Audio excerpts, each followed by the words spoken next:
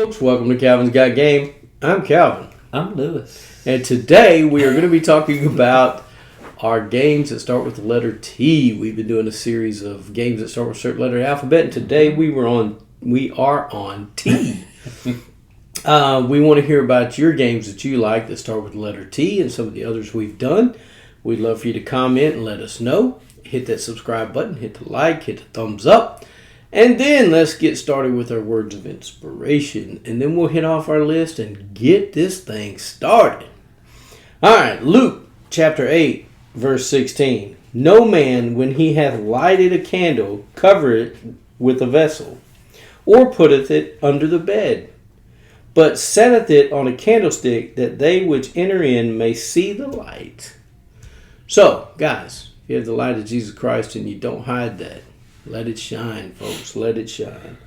All right. Well, there's our words of inspiration. I hope that you guys are enjoying those, and I hope you put them to some good use, and I hope you're getting some benefit out of them. All right, Lewis. Yes. We're going to let you go first with your games that start with T, but before we do you think we're going to have any crossovers? And if you do, how many? I don't think none. I don't think none. I'm going to say one. One? I have a feeling, unless you didn't count it as in the T's, but it was listed in the T's in the Board Game Geek Board Game Pub Meeple rankings. It was in the T's. Yeah, it all depends on that. Yeah, it does. Yeah, I put it that way. Okay. All right, Lewis, start us off. Alrighty. My number 5. So I can criticize this one. You might. I shouldn't. You're obliged to do it. Yeah, you too. Same thing with me. If you don't like game I pick, tell me. Not yet. That's because I got good taste, Lewis. No, I'm just kidding. I'm kidding. My number 5 is, and I'm going to mess this up, Todos. Is it Suro? Suro. You want to pronounce the T. T. I want to pronounce the T. Suro. Which is spelled T-S-U-R-O. Yeah, T is silent. The T is silent. Makes no sense. 2005 game. Cosmos is the publisher. 2 to 8 players. It's a tile placement game. Pretty simple. Move your little pawn along the road, all paths, whichever way you see it, along the after you put the tile. And you keep going until you fall off the board. Or run into somebody. Yep, or run into somebody. And you're both going. Yep. And it's basically last man standing. Absolutely. Yes. Now, how can that be fun? Because you never know what's going to happen. You start going and you go, wait a minute, it goes here. Okay. I see folks looking at the board and going with the finger. And it looks like those sign language or running in the air, which is, I sit back and that takes me joy. Just seeing folks. They're planning their move. Which, if you can read very well, you can see what they're about to do because the tiles are hidden. Yeah, you haven't been down. Down, so you'll never know what might come up on your side. And you see where they're going. I like causing havoc on this game, so I'm put tiles in a way that forces folks to make that choice, which will lead them eventually to run into somebody. Or, I think you only get 3 tiles to look at, and once you play one, you draw another one. Yes. But there's sometimes you'll have 3 tiles in your hand, and there's nothing that you can do. It's going to knock you off the board, no matter which one you play. So you just have to suck it up and sacrifice yourself. Yep. But I like it because if you put a tile down and somebody's next to you, they have to follow that path too. Mm-hmm. So they have to follow the path that's connected to them. So if you're next to each other, kind of connected, and you put a square here, they've got to follow their path and you got to follow yours. And it's a lot of fun. Yes, it is. So number 5, Suro. I like that one. I like it a lot. Didn't make my list, Lewis. It was close. Once again, it was like in the 5 or 6 or 7 or 8 even. But I was surprised. That's like, the S games. I had some that didn't make it, which was crazy. Yes. Yeah. But anyway, my number 5 is called The Lord of the Rings It's a 2000 game, fantasy flight, 2 to 5 players, 60 to 90 minutes.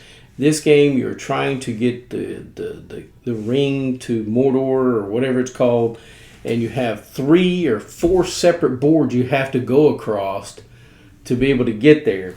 And you have a hand of cards, and it's a cooperative game. You're working together, and you have these cards that allow you have to spend certain cards to go up the path to keep going. So it is interesting. It's a fun game. I like it a lot. My wife really likes it, and so we play it. It's much hand managed, but you're trying to manage the cards in your hand to be able to optimize what you can do. And there's things that happen along the way that could stop you from getting there. And once you get across one board, you bring out the next board, and you start at this end. You got to go all the way across. You bring out the next board until you make it to Mordor. I think that's what it's called. Yeah, you're right. I don't know. I'm not a Lord of the Rings person. I am. But this game really, really just shined for me. I don't know. I think it was just a cooperative nature of hand management and playing cards to be able to do certain things. I enjoy it. It's my number 5, The Lord of the Rings. That one, I have not got a hold of it yet. It's hard.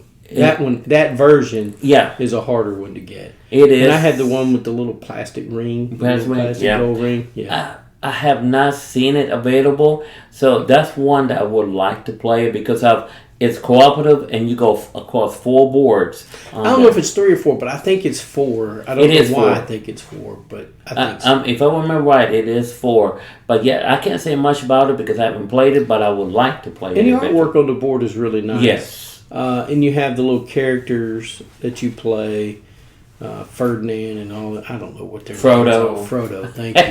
Like I said, I'm not a Lord of the Rings person, but this game, even if you're not a Lord of the Rings person, I think you'd enjoy this game. Ferdinand was the little bull. Oh, I don't know, man. I'm sure there's somebody out there named Ferdinand. My number 4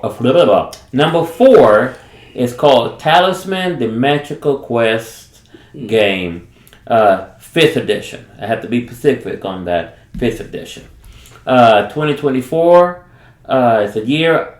Avalon here is the publisher. 2 to 6 players. Basically, in a nutshell, you start at a certain spot on the board. You gotta collect a talisman while making your way around the board, eventually going to the second level within the board, then the third level, which is facing the major villain. How long does this say this takes? I did not write that down. Okay, on that. I was going to say I think I played this game one time, not that version, and it took us forever to finish this game. It can take forever if you are drawing bad on the creatures because you can. And you got to roll this dice too. Yes. Yeah. You got to roll the dice, and that's how many spaces you move, and you have to land on certain spots to go to the next level or be magic. But some folks get lucky and get a card and says, "Okay, go automatically to the second level." Problem is, if you go to the second level and everything you really want to get, weapons, armor, and other potions are in the first level. And some folks say, "Oh, go second one." Yes, go ahead, but creatures are tougher. Yeah, you're going to get damaged a lot and maybe die. Yes, but you come back empty-handed and start over again. So on the first level. Yes, on the first level. So you find yourself trying to get killed to come back on the first level, which is funny. But it is a hand management because you only can carry 4 things with your character.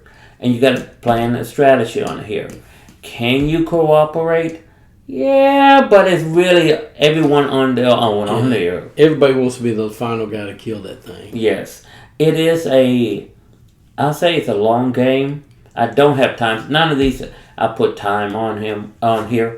But it is a interesting game. I've played Talisman in the years past, not this version, but other versions, especially when they first came out. But it's always somebody else had it. I never can get a hold of it. One reason is it plays better with different individuals. Instead of you playing by yourself, you can play it by yourself with 2 characters and make it a co-op. There is rules on there on Reddit now to do that, but it's just more better to have everybody going against each other, because you can throw things at, oh yeah, this monster, give it to him or give it to her on there. But yep, Talisman is the Magical Quest game, 5th edition, is my number 4. Okay. I liked Talisman when I played it. It wasn't terrible. It just took us a long time to get through it. It was a slog. And maybe we just didn't know what we were doing, but it was a slog. And I would play it again. I liked it. All right, my number 4 is a game called Time Stories. It's a 2015 game by Space Cowboys. Sorry! 2 to 4 players, 90 minutes to play. Time Stories is a game to where you're going to run through multiple times the same scenario, because you're going to reach a dead end or something, and you're going to have to go back. And then you get chewed out by the guy that's there, and then you're going to get sent back out. So you'll make different choices the next time you go out, so that you're learning more about the story that you're going through. I haven't played them all in Time Stories. I want to. I haven't. But this game, it just interests me, intrigues me in a way that, I don't know. It's a game that it symbolizes the time travel really well. Because you go and you're in this world to where you're getting to see things through other people's eyes. And it's a lot of fun. I enjoy it. My wife and I played it. It's cooperative. My wife and I played it a few times, and I do enjoy it. And I'm waiting to get a couple more whatever you call them, scenarios to put in the box. Because once you have the core box, it's kind of like Final Girl. You have the core box and you just plug stuff into it. Yeah. And but you have to have the core box to play the plug-in stuff, unless they're a standalone expansion, which I have none of those either. So, Time Stories is a fun game if you enjoy the time travel aspect and figuring out a mystery kind of thing, or solving a mystery, or solving something, finding something. It's a great game. Time Stories is my number 4. That's another one I have not played. I've read about it, but not have be able to touch and play. It's hard to play Time Stories a second time, because unless you haven't played it in a while. Right. Because you know what's going to happen, and it's hard to play that same scenario again, to me. Unless you lay off of it for 6 months, a year, and maybe you forget some of the stuff. But I think as you go through it, you'll start going, oh yeah, I remember that. Right. So, but yeah, it's one of those games to where you'll play with the scenario maybe one time. Yeah.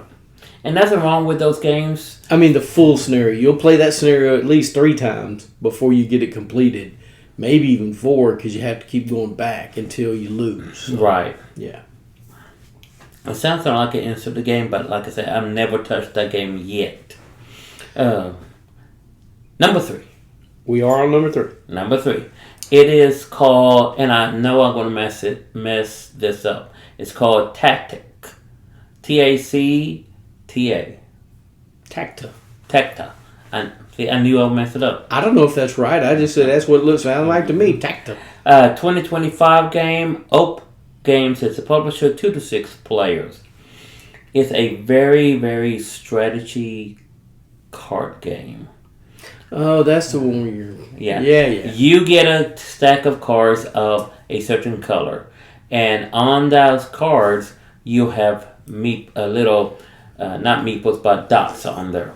Pips. Pips. And you are placing the cards down. It starts with a center card, and you putting your cards down, matching the pips that's already there on the table. Thing is, this can get out of hand very quickly get space.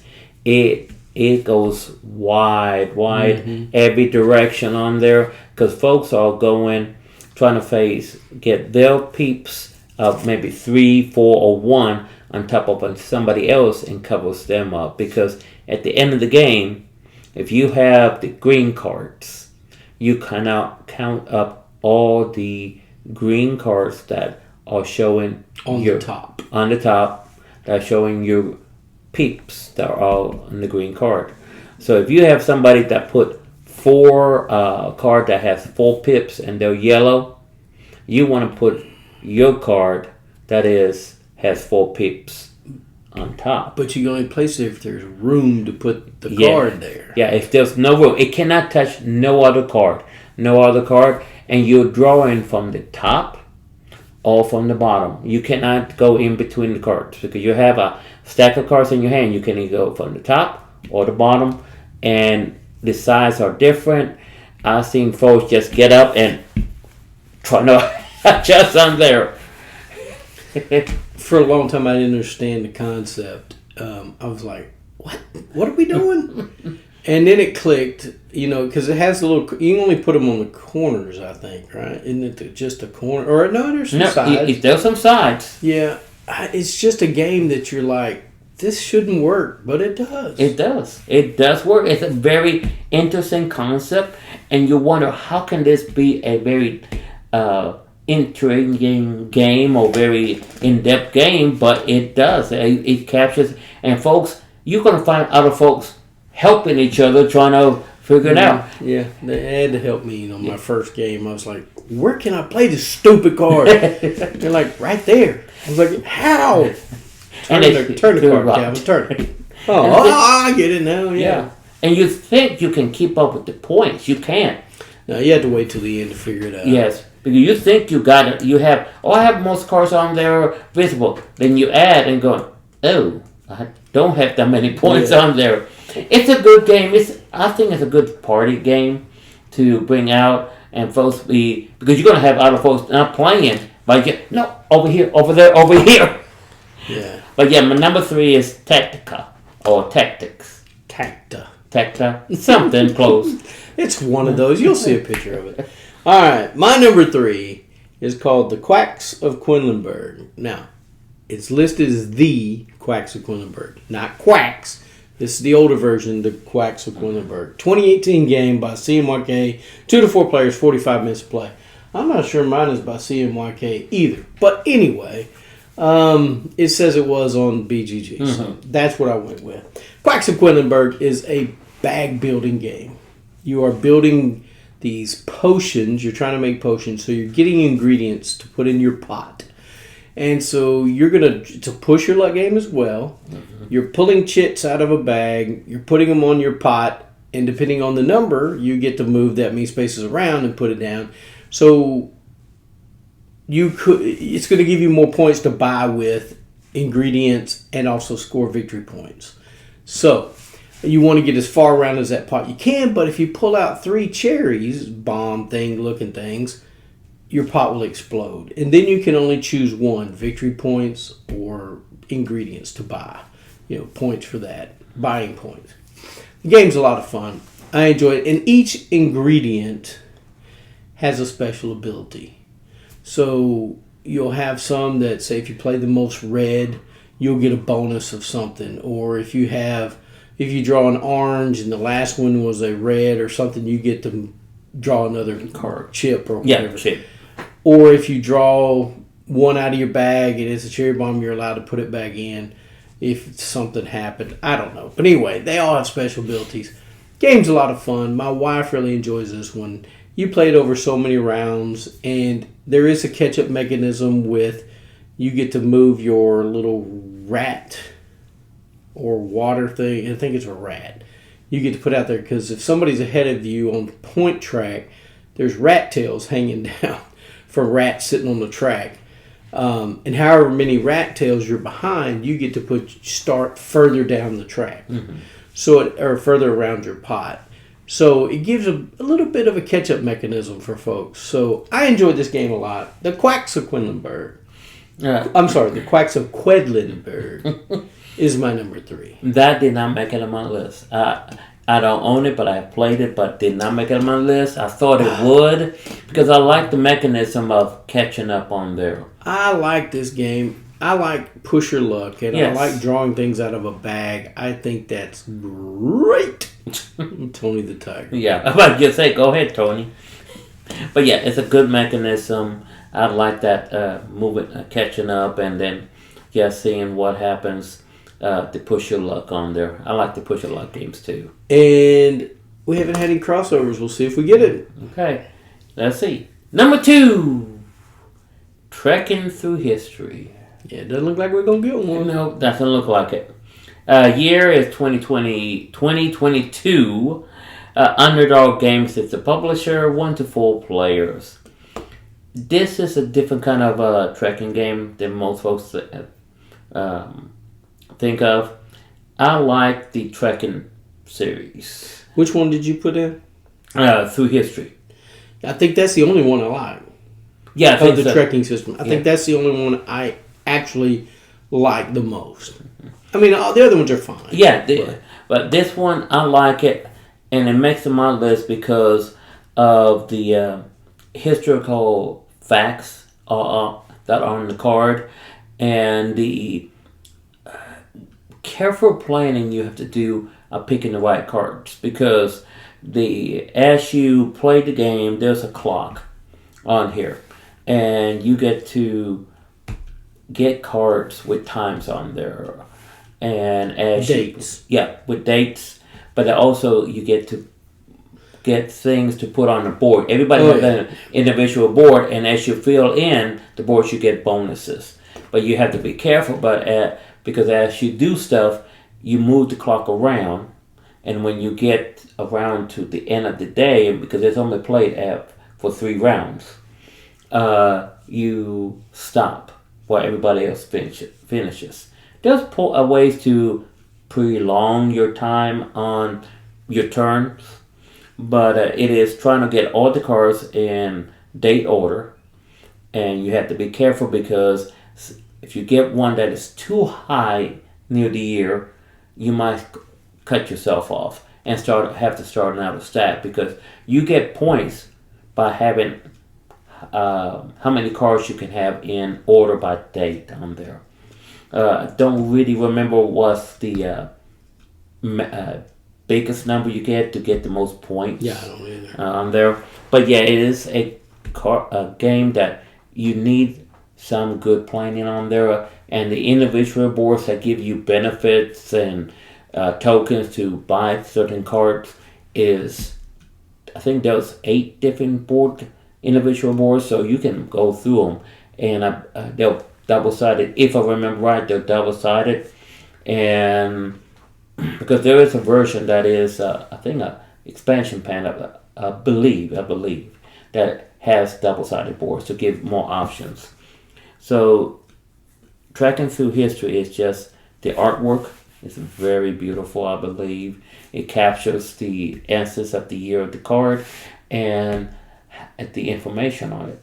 I like it because I'm a history buff. I like the histories about stuff, and my wife finds it very pretty.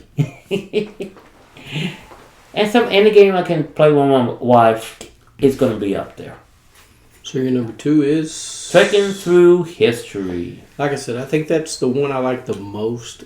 I'm not good at it, but I enjoy that one because you're trying to line these cards up in date order, from smaller or earliest to latest.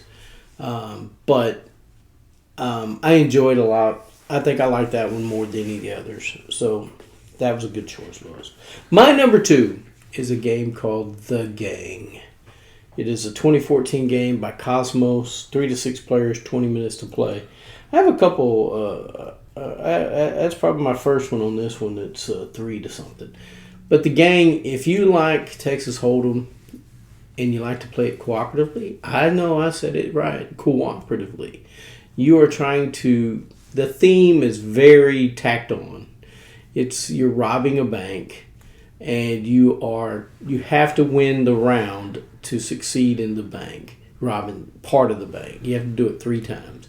You have 3 chances to lose, 3 chances to win, and if you play with the advanced, you'll get certain cards to help you out if you lose. You'll get cards that kind of hinder you a little bit if you win. So it's a game where you're playing Texas Hold'em. You get 2 cards.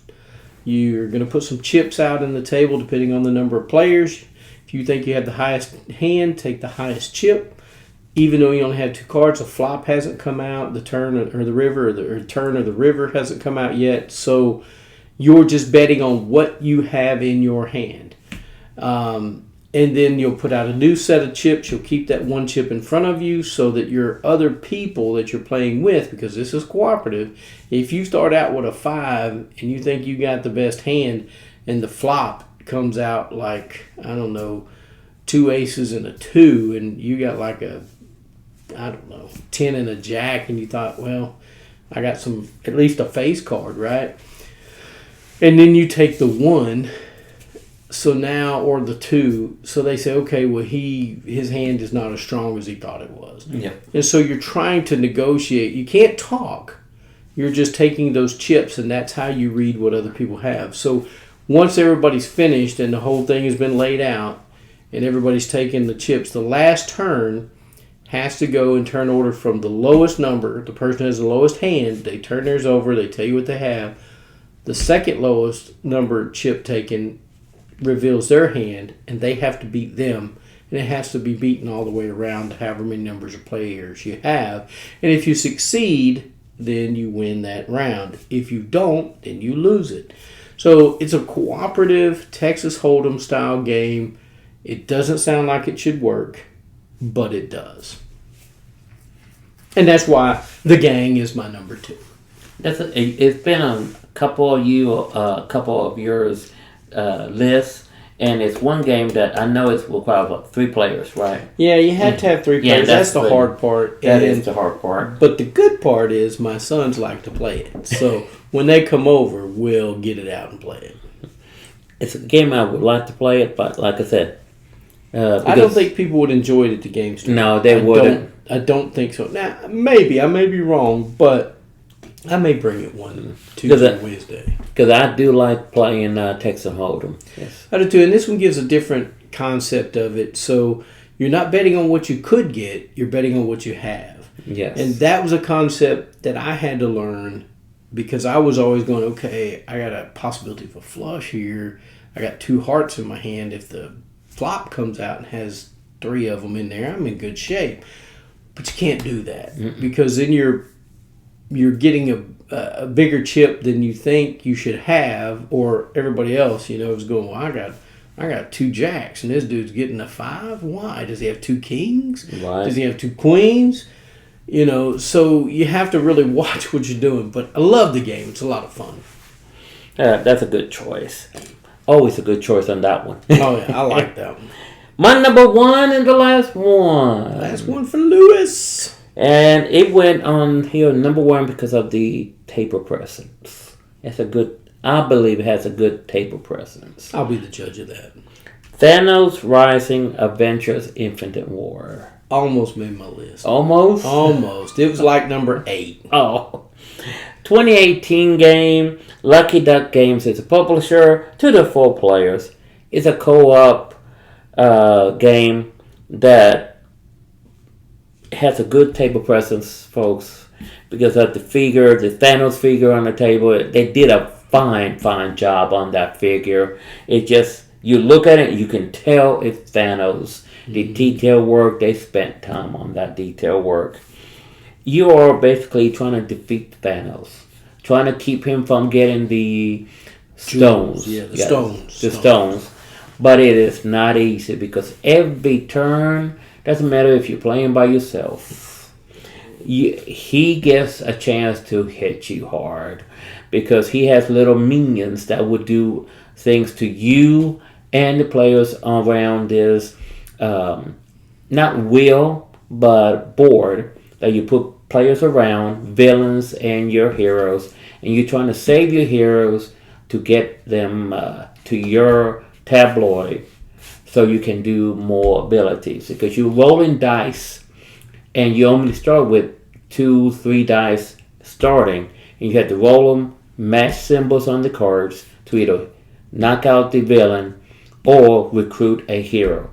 And some heroes work with each other, some other ones that doesn't, because I've seen folks that have played this game going, oh, I have Captain America, I want Hulk.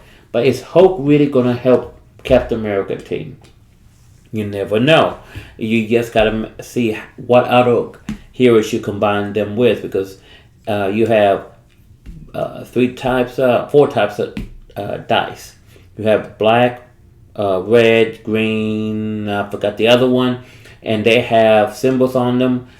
The green have so many symbols, more chance to get a symbol, one kind of symbol, than the red does, and so on. It's just luck of the roll, and that's what it is. It depends on how the rolls, the dice roll for you or against you. Now, there's ways to get bonus tiles that give you benefit. You can manipulate the dice a little bit. There's characters that will let you manipulate the dice, but it is a tough game. I've defeated on the easy level several times by teaching folks, but having on the hard level, I have yet to win it, because soon as you have a gauntlet with the jewels on it, stones, and when one of these stones tiles get filled up with a color, it flips over and its power is activated, and that has more detriment on your characters. So my number one, Thanos Rising, Avengers Infinite War. I like that game. Like you said, it does have a nice table presence. I like superhero games, so that is a game for me. I like it. Didn't quite make my list, but I like it. My number one is a game called The Adventures of Robin Hood. It's a 2021 game by Cosmos, 2 to 4 players. It takes about 60 minutes to play. In this game, you are going through a scenario, and I think the first scenario, Robin Hood is kidnapped or tied up, and you're trying to figure out how to get yourself out of that situation with the help of your merry men and folks. And this game has things on the board that are face down. They're cut out, but they're face down. And at some points, you're going to turn those over, and it could be guards. It could be other things that you have to fight. It has this really nice hardcover book that comes with it to kind of read through the story of how things are progressing. It's just a really nice game. I don't own it, but I've played it a few times. I'm going to own it as soon as I can find a copy that hopefully is not going to be beat up, because, you know, if you're pulling those tiles out of the board, sometimes people's fingernails get under them. Yep. Because there's really no easy way of pulling them out. I know it has a little indentation there, but they could put them in and out sometimes rips the tiles or messes them up. So I am looking for the game. I will get it at some point. But The Adventures of Robin Hood, it's just so good. I liked it so much when I've played it, and I'm going to get it. Even though I played the first scenario twice and the second scenario a few times, I'll still enjoy it. Even though I kind of know what to do for the first scenario, I will still enjoy it because it's just that good of a game. And so my number one is The Adventures of Robin Hood. I've seen playthroughs of it. I would not mind playing it myself, but I can't say much about it because I physically haven't played it. Now, I played another Robin Hood game which didn't taste good to me. It did not taste good, but I tried it again several times. I think one time with you, and finally defeat the game. But I think we kind of cheated. But I think so too. But we won. Yes. Doesn't matter. If you're not cheating, you're not trying. But yeah, that's a good choice on that Robin Hood game. All right, guys, there's our tea games. We'd like to know what your tea games are. If you have some, please let us know. We'd love to hear it. Please make a comment, and we will make a viewer's choice of games for S&T at some point and put them up on the channel. We got some viewer games coming up soon on the channel. Be looking for those. And like we all say, hit that subscribe button, hit the thumbs up, hit the bell for notification, and remember, get a board game to the table, spend time with your friends and flam. Let me try that again. Remember, get a board game to the table, spend time with your friends and family. Thanks for watching Calvin's Game.